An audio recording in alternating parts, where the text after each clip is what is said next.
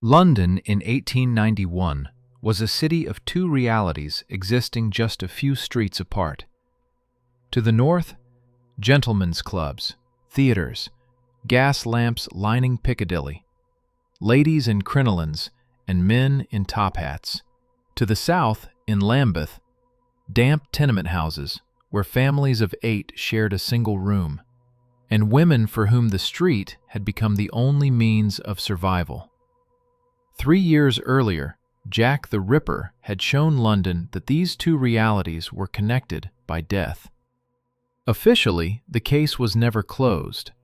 Unofficially, the city had decided the worst was over. On October 13, 1891, 19-year-old Ellen Donworth died in convulsions on a Lambeth street. A prostitute. Again, a prostitute. But this time, no knife. Poison. Strychnine. A substance that in the right doses was used as medicine, and in the wrong ones turned the body into a theater of torture. Muscular spasms rising in waves, the victim remaining conscious almost until the very end. This required knowledge. This required access. This was something a doctor could do. And nobody yet knew that the man who had purchased this poison had already been convicted of murder, had already served time in prison, had already received a life sentence. Someone let him out, and now others were paying the price. In Victorian London, the death of a prostitute rarely demanded explanation. Alcohol, disease, violence. Coroners had long developed a reliable set of causes for such cases. The system was not deliberately cruel, it simply did not see the need to linger.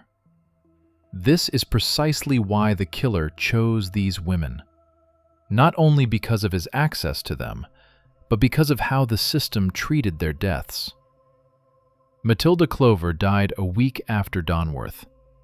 27 years old, the same Lambeth alleyways, the same agony. Her partner had abandoned her, leaving her alone to raise their child. The money ran out. She drank. When she died in convulsions, the coroner wrote, "Death by alcohol." The case was closed without ever being opened. Her child was left without a mother.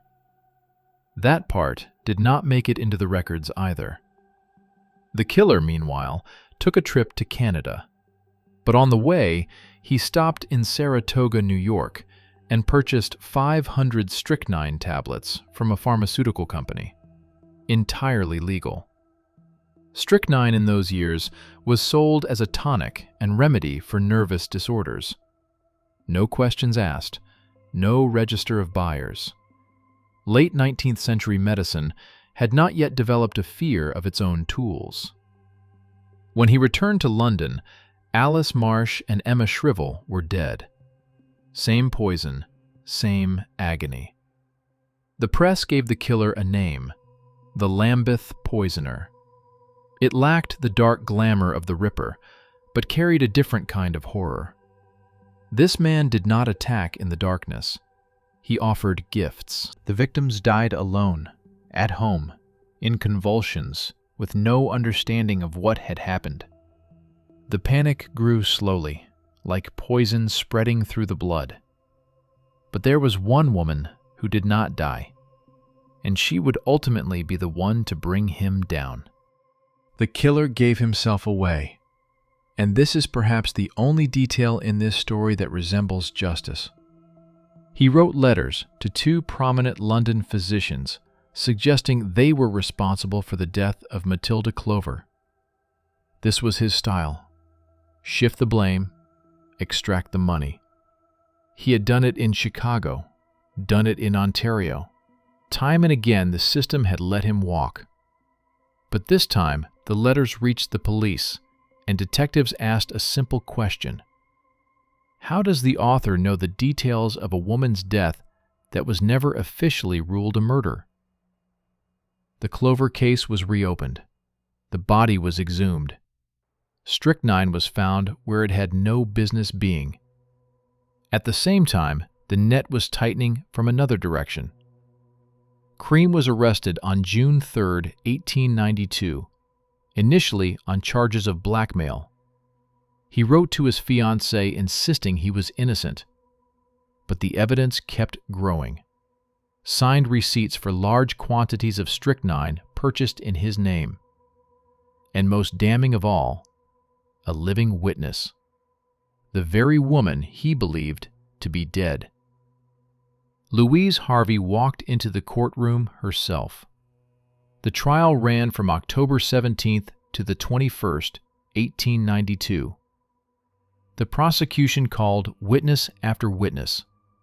The defense called none. Because Cream faced a capital charge, the law of the time prevented him from testifying on his own behalf. The jury deliberated for 12 minutes. Judge Henry Hawkins sentenced Thomas Neill Cream to death. On the morning of November 15, 1892, thousands of people gathered outside Newgate Prison. The execution was taking place inside, and they could not see it, but they waited. According to hangman James Billington, in the fraction of a second before the trapdoor opened, Cream uttered the words, "I am Jack." The implication was obvious, but it was impossible. In 1888, when the Ripper was working through Whitechapel, prison records placed Cream in a cell at Joliet. Billington may well have fabricated the story. Being known as the man who hanged the Ripper would have been quite a distinction. One of Cream's biographers suggested the final words were something else entirely, far more physiological in nature, and that "I am Jack" came later. What was actually said, if anything, remains unknown. The legend proved more useful than the truth, as it so often does. But this was not the beginning of the story. The beginning is somewhere else entirely. Thomas Neill Cream was born in Glasgow in 1850 into a family that by any measure would have been considered comfortable. In 1854, the Creams emigrated to Canada, one of millions of family relocations during an era when the New World seemed like a place where the past held no power and the future could be built from scratch. His father, William Cream, became the manager of a lumber and shipbuilding company in Quebec and achieved enough prosperity to send his son to McGill University in Montreal. It was a good university.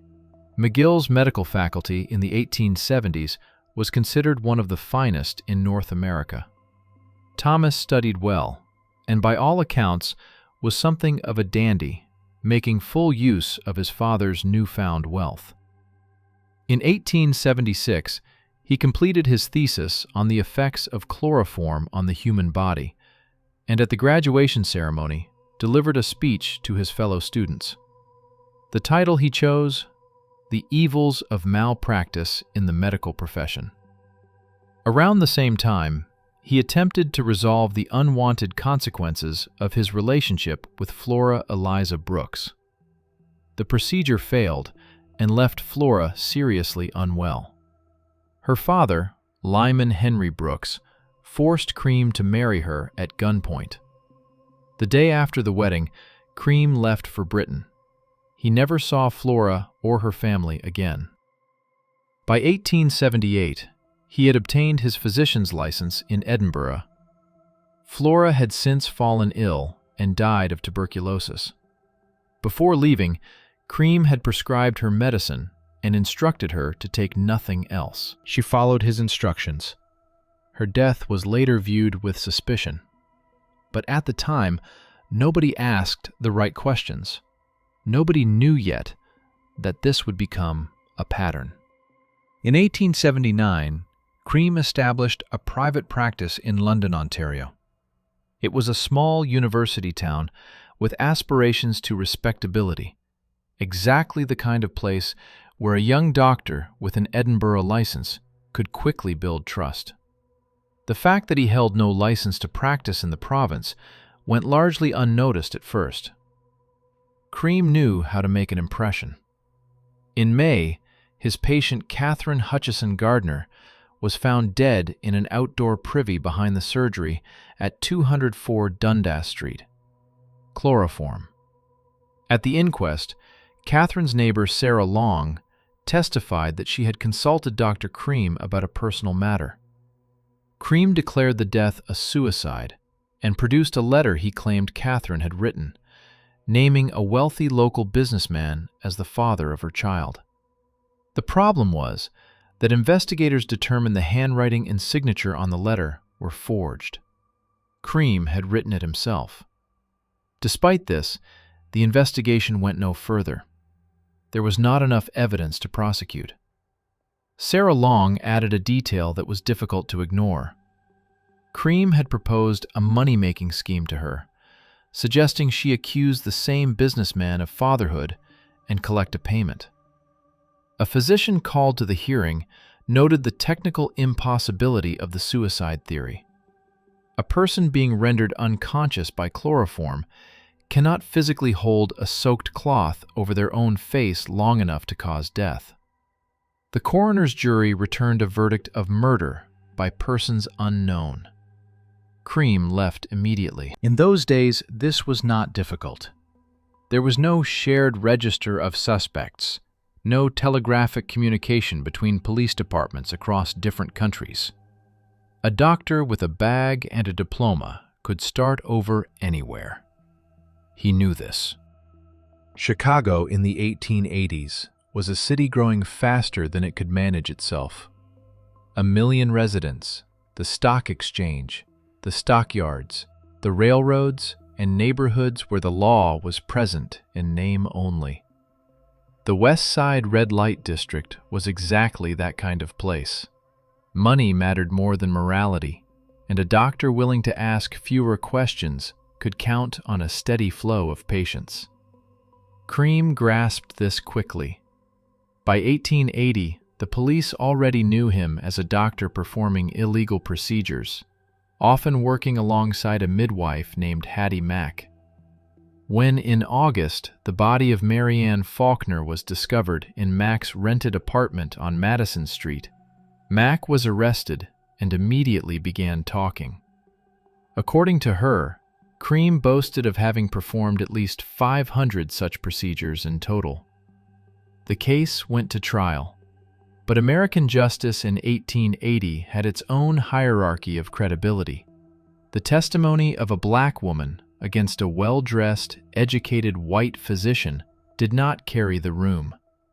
The jury acquitted Cream. Hattie Mack, who had risked the most by testifying, disappears from the historical record entirely. In December of the same year, another of his patients, a Miss Stack, died after taking medicine he had prescribed. Cream announced that the pharmacist had filled the prescription incorrectly and demanded payment for his silence. The investigation went nowhere.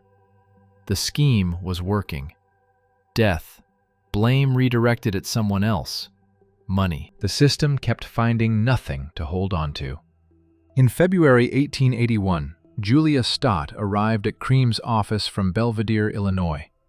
Her husband Daniel, who was 61 years old, suffered from epilepsy, a condition that medicine of the time could not treat, but that advertisers were happy to promise cures for. Newspapers were full of advertisements for proven treatment courses, and desperate relatives of the sick responded to them. Cream placed exactly these kinds of advertisements, deliberately and with precision. 33-year-old Julia began making regular visits to collect tablets. Cream started an affair with her and convinced her to take out a life insurance policy on her husband. Then he swapped the tablets. Daniel Stott died almost instantly after taking what he believed was his medication. The plan: insurance payout, silence, money. But Cream could not leave it alone. He wrote to the coroner, claiming the real cause of death was a pharmacist's error, while simultaneously helping Julia prepare a lawsuit against the druggist. The coroner dismissed the letter but grew suspicious and asked the district attorney to exhume the body. Before that, he gave a dog one of the tablets from the same batch. The dog was dead within 15 minutes. Daniel Stott's body contained enough strychnine to kill 3 people. Cream was arrested, not the pharmacist. He fled to Canada, was detained in Belle Riviere, Ontario, and extradited back. At trial in September 1881, Julia Stott testified against him in exchange for immunity from prosecution. She told the court that Cream had seduced her, persuaded her to ensure her husband's life, swapped the medication himself, and designed the scheme to frame the druggist. Another witness, Mary McClellan, testified that she had heard Cream discussing Stott's death before it had been made public. Cream attempted to frame Julia as the true guilty party. The jury did not believe him. Verdict: guilty of murder. Life imprisonment at Joliet Prison with 1 day of solitary confinement each year for the rest of his natural life. Cream served 10 years. Not a life sentence. 10 years. In 1891, his father died, leaving him a substantial inheritance. Shortly afterward, Illinois Governor Joseph W. Pfeiffer signed an order commuting the sentence, following a petition for clemency submitted by Cream's brother, Daniel. Officially, this was described as an act of executive mercy. The sentence was reduced to 17 years, and with time credited for good behavior, Cream walked out almost immediately. Context matters here. Illinois in those years was deep in an era of political patronage. Gubernatorial pardons were frequently arranged through intermediaries. Money changed hands outside any public process, and the parole system had not yet developed transparent criteria or independent oversight. It is widely believed that Daniel Cream paid leading Illinois politicians to secure his brother's release. There is no documentary proof. The result speaks clearly enough. 4 young women in London paid for the question that nobody asked out loud. Cream arrived in Liverpool and spent his first days in London at a well-appointed hotel on Fleet Street, in the heart of respectable London, surrounded by newspaper offices and legal chambers. He then took lodgings at 103 Lambeth Palace Road. The physical distance between these 2 addresses was a few miles. The distance between the 2 lives he led from them was something else entirely. Because while hunting in the alleys of Lambeth by night, Cream was courting a young woman named Laura Sabatini by day. They had met during his trips to Hertfordshire. The relationship developed quickly and looked entirely ordinary. The doctor would come for weekends, dine with Laura's family, attend church with them. He presented himself as a respectable man looking for a quiet family life. He proposed. Laura accepted. Prison had not reformed Cream.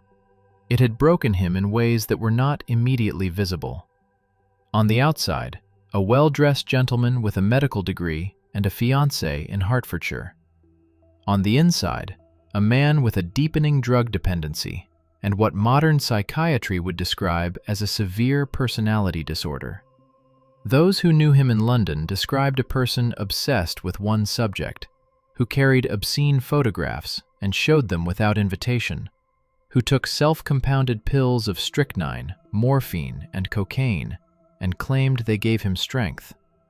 Strychnine as a stimulant was not unusual in the 1890s. It was added to tonic drinks, prescribed for fatigue, advertised in newspapers. The line between poison and medicine was a matter of dosage, and that precise knowledge was the weapon Cream wielded more accurately than any scalpel.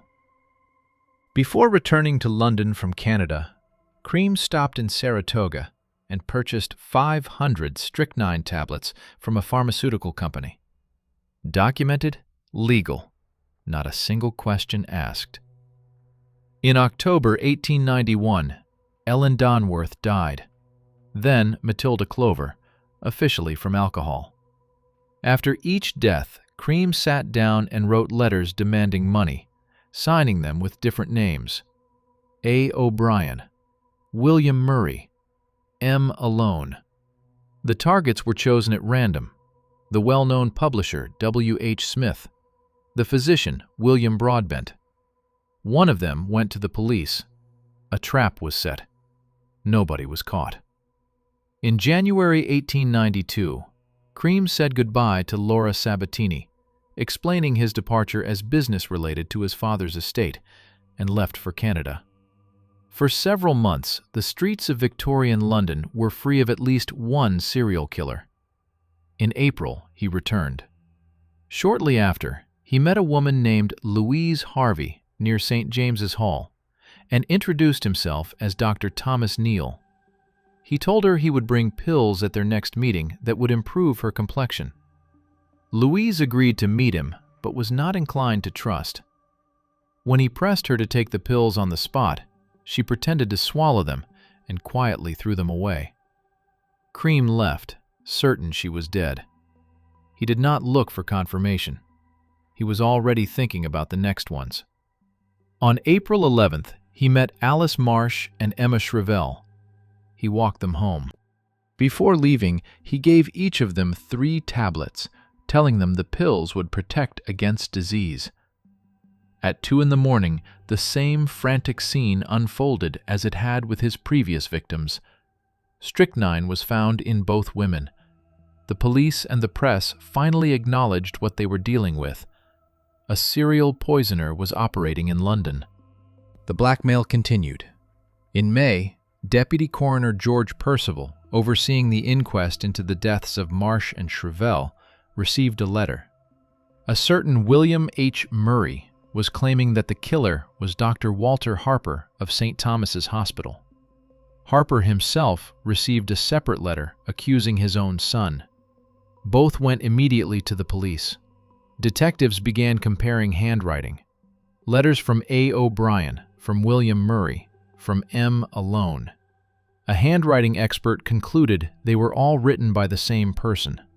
One detail was particularly troubling. The letter's author knew specific details about the death of Matilda Clover, a woman who had officially died of alcohol poisoning. That meant only one thing: the Clover case would have to be reopened. But it was not a handwriting expert who caught Cream. It was his own vanity.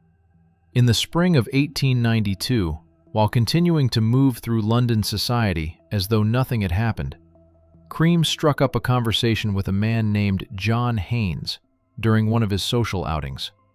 Haynes was a former detective from New York. London at that time was consumed with news of the Lambeth poisoner, and the conversation naturally turned to the case. Haynes was struck by how much his new acquaintance seemed to know. The addresses of the victims, details that had never been published. And one name in particular: Louise Harvey, a woman Cream believed to be dead, a woman who had never appeared in any newspaper, a woman whose name could not have appeared in any medical journal. Cream explained that he had read the post-mortem reports in the British Medical Journal. Haynes gave no sign that he doubted this. The following day, he contacted a friend at Scotland Yard. The investigation began. Police quickly established that the man calling himself Thomas Neill was in fact Thomas Neill Cream, with a murder conviction in the United States and a history in Canada. On June 3, 1892, he was arrested, formally on charges of blackmail. From his cell, he wrote to Laura Sabatini that he was innocent. Then the strychnine receipts were found. Then Matilda Clover was exhumed. Then Louise Harvey walked into the courtroom, alive. Cream had known nothing of this until the very last moment. He was certain she was dead. That certainty was his greatest mistake. On November 15, 1892, Dr. Thomas Neill Cream was hanged at Newgate Prison. Thousands of people waited outside. The execution was conducted behind the walls, and they could not see it. They waited anyway. The rope cut off his final sentence mid-word. "I am Jack." If hangman James Billington was telling the truth, Cream died hinting at the Ripper murders. Some took this seriously, proposing theories about a look-alike who had served Cream's sentence at Joliet in his place. Billington, for his part, would have found it quite gratifying to be remembered as the man who hanged two of London's most notorious killers. One of Cream's biographers suggested the final words were something entirely different, far more physical in nature, and that "I am Jack" was a story that came together afterward. What was actually said remains unknown. What is known is that in 1888, when Whitechapel was counting its dead, Joliet Prison's records placed Cream in his cell. The legend proved more convenient than the truth. The real question is not whether he was the Ripper. The real question is how the system kept producing him. Medicine without regulation. A justice system with a hierarchy of credibility, where a diploma and the color of a person's skin outweighed testimony. A prison from which a convicted murderer could walk free if the right people were paid. A pharmaceutical market where poison was sold as a health tonic. Neighborhoods where the deaths of certain people required no explanation. Thomas Neill Cream was not a genius. He was a man who understood precisely where the system left gaps, and he used every single one of them. Across 3 countries, over 13 years.